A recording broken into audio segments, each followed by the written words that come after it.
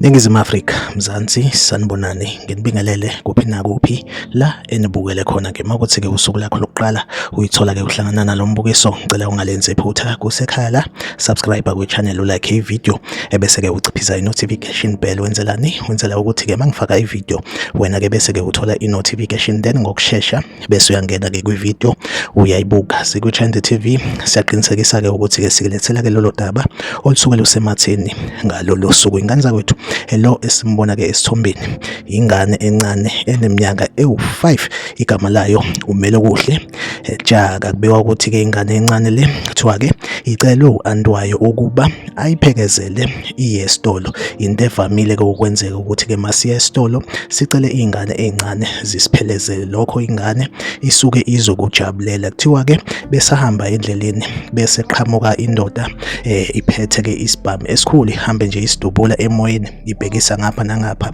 Kuthiwa-ke ngebhadi-ke ingane le Umelokuhle Jaka kuthiwa-ke ube esedubuleka wase eshona khona lapho endaweni-ke yesigameko. Lesigameko senzeke laphaya eKlipfontein, noma ngithi-ke laphaya endaweni-ke yaseNyanga ku-Klipfontein Road, ekulona-ke usuku lwayizolo. Like ivideo, subscribe kwi-channel, uphinde ucommente kwi-comment section ungitshela ukuthi-ke kuthini ukuphawula kwakho ngalolu daba. La kwi-Trend TV ngizohleze ngikhona ngulethela-ke indaba etrendayo usuku nosuku, asihlangabezane kwivideo elandelayo.